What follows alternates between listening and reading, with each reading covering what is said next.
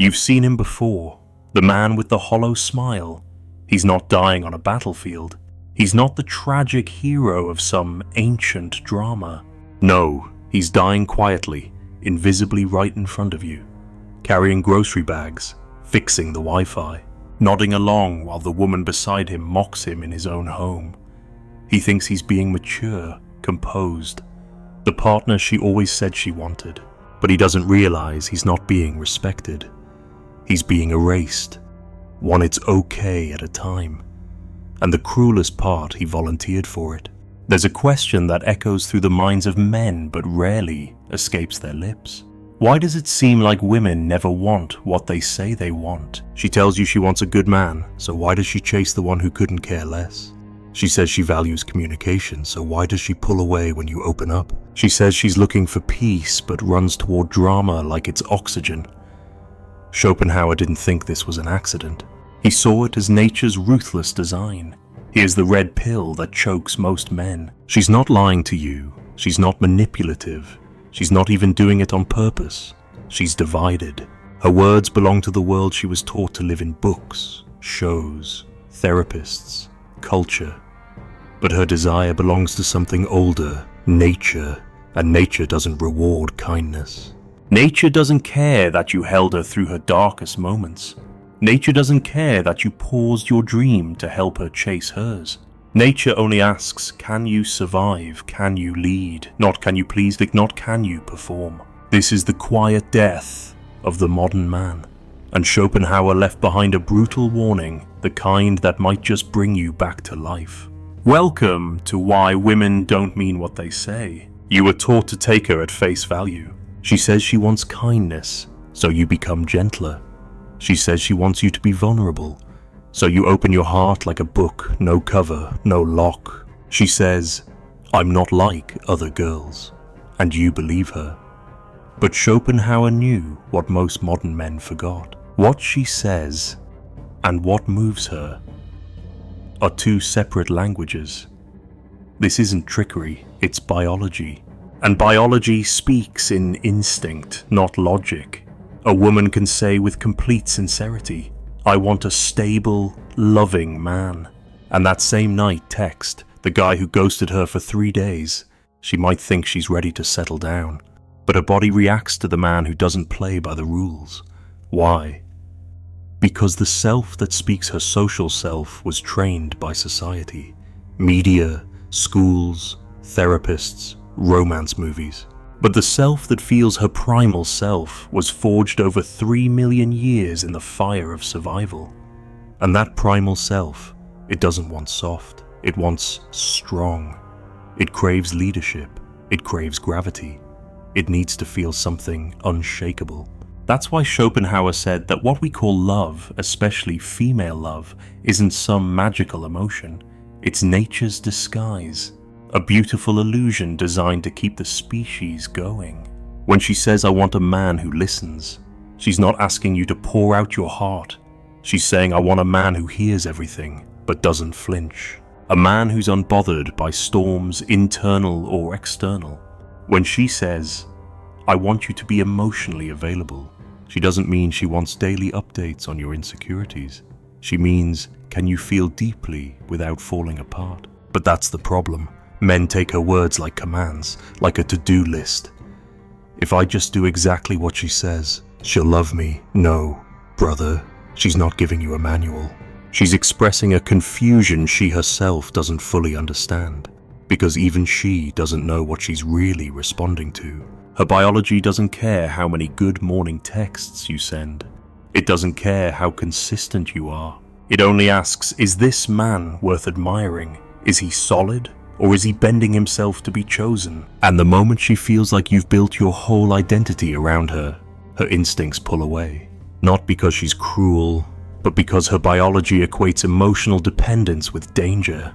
When a man becomes too available, too eager, too centered around her, her primal mind screams, this man cannot protect me. This man would fold in crisis.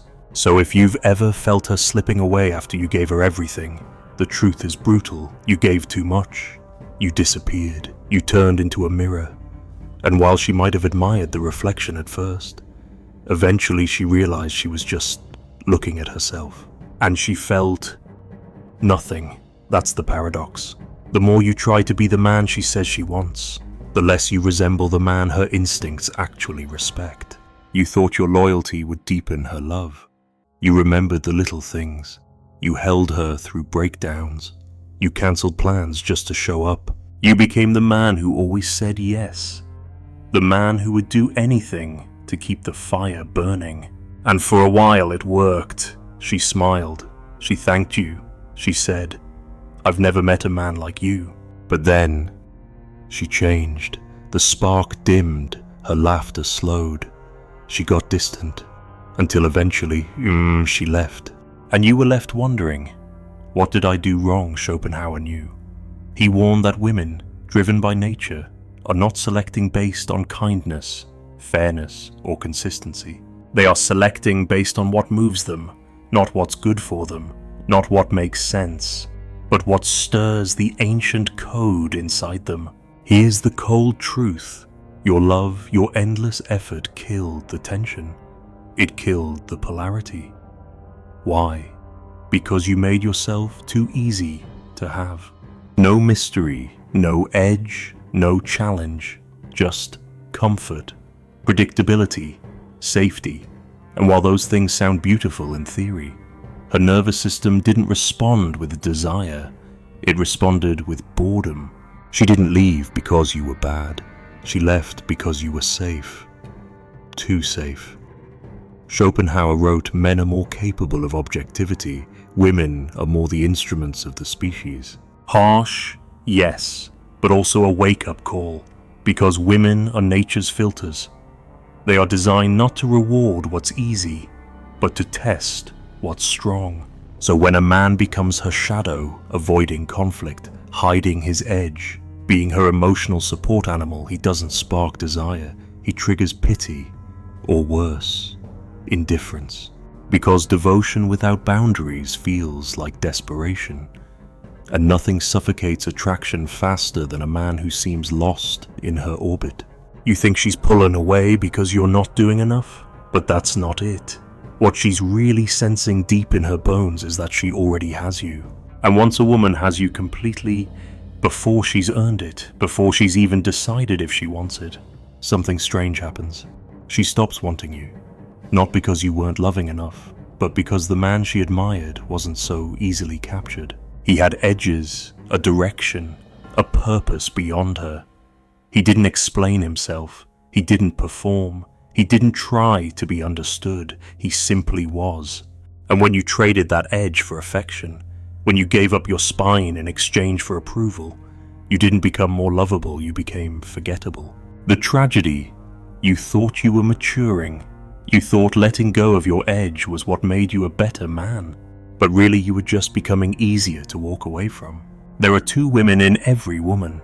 Most men only ever meet the first. The first is her social self.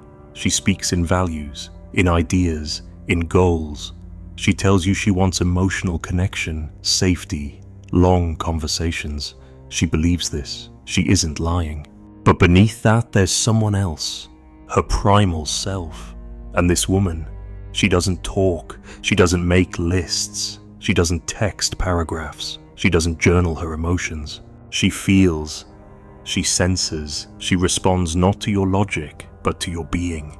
This part of her doesn't care that you show up on time, doesn't care that you plan date nights or listen attentively. She only cares about the weight in your voice, the stillness in your presence, the boundaries that don't budge.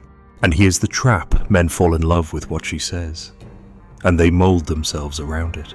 They become her safe space, her personal assistant, her emotional support system. They give everything, hoping that being the perfect partner will make her stay. But it never works, because her primal self is starving for polarity, for edge, for risk, for tension. That part of her was never attracted to safe. It was attracted to depth. Schopenhauer saw this a century before dating coaches gave it a name. He wrote, Women exist in the main solely for the propagation of the species and are only the means thereto. It sounds brutal, but what he meant is that women on a biological level are nature's filters. They don't choose based on reason. They feel their way into connection. They're not wired to reward comfort. They're wired to respond to energy. So when a man starts doing too much texting constantly, explaining himself, showering her with effort, he's not being romantic. He's being scanned by her nervous system as a man who's lost his center. And that's when she starts backing away. She doesn't always know why. She just knows, I don't feel it anymore. You think, but I was doing everything right. And that's the problem. Effort is not the currency of attraction. Presence is. The man who moves her doesn't try. He simply is. He takes up space. He speaks less, but says more. He leads not by force, but by gravity.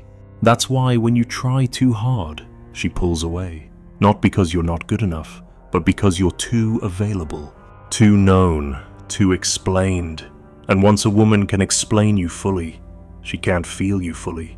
Because what draws her in isn't certainty, it's mystery with strength.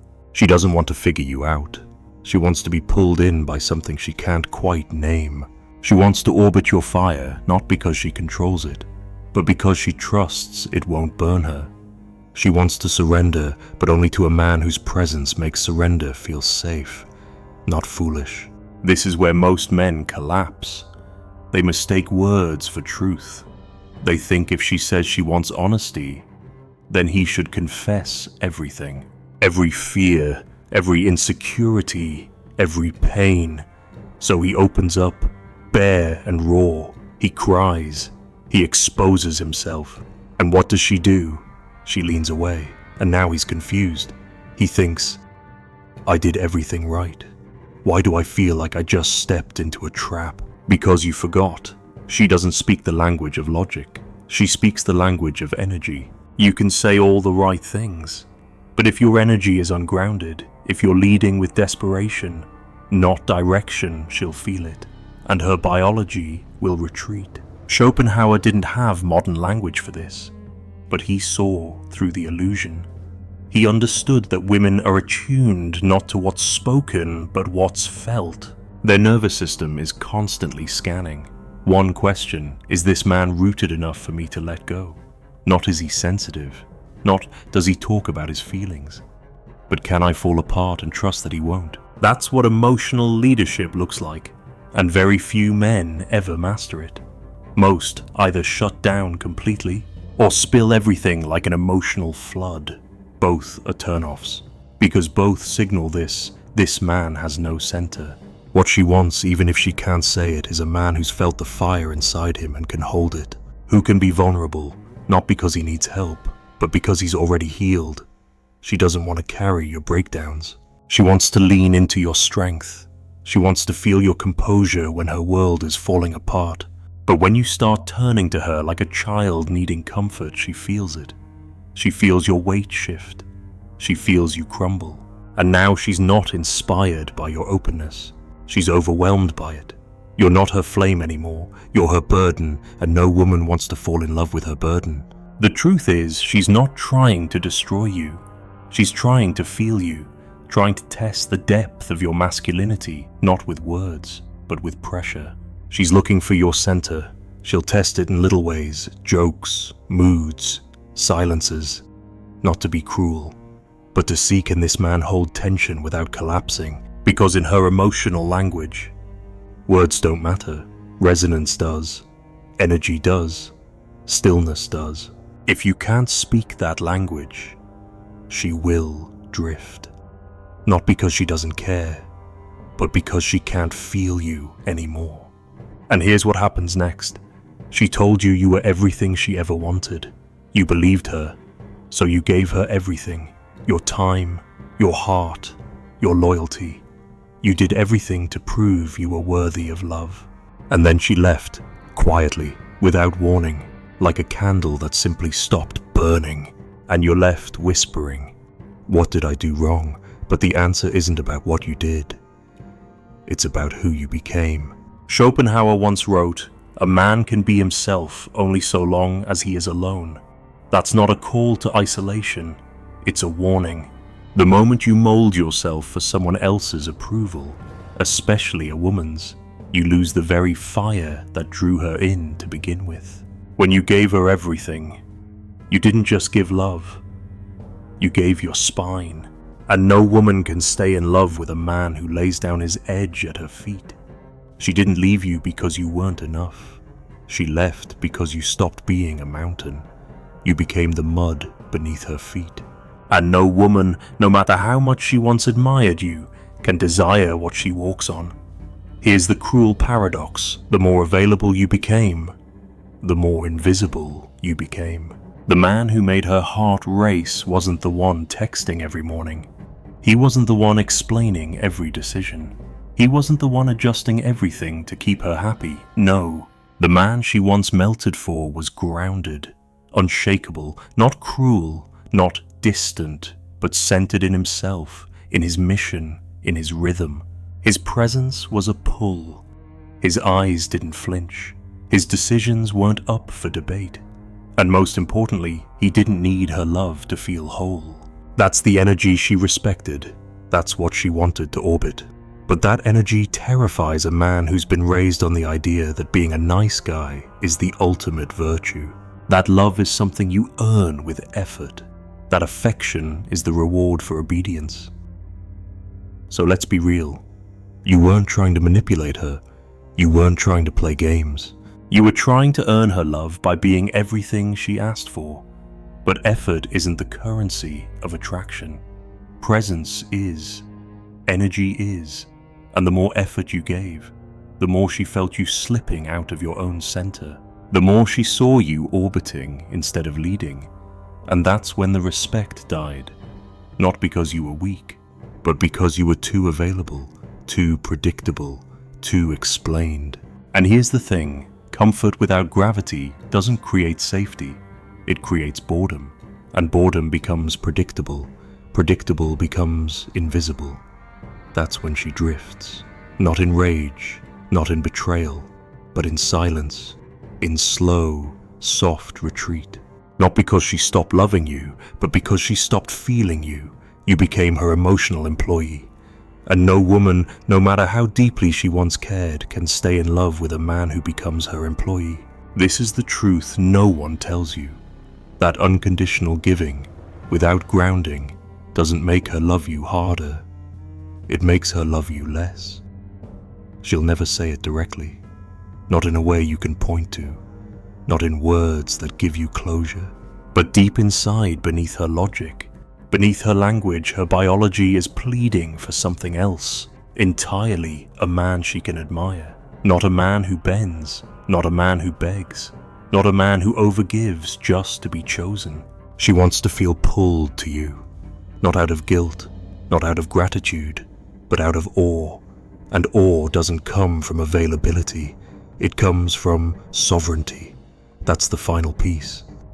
That's the core of Schopenhauer's warning. He wrote, "A man who is not master of himself is not fit to be the master of anything, least of all, a woman's heart." You were never supposed to be her emotional crutch. You were supposed to be her anchor, her reference point, her gravity. Not the one who asked, "What do you need me to be?" but the one who already knew who he was. Because once you start fixing everything, explaining everything, chasing her approval, you've already lost polarity. You've traded mystery for comfort. You've traded presence for permission. You've become so known, so easy, so obvious, that there's nothing left to be drawn toward. And here's the paradox. The more she understands you, the less she can feel you. Because her feminine heart doesn't crave clarity. It craves magnetism, mystery, the unknown edge of a man she cannot fully hold but trusts completely.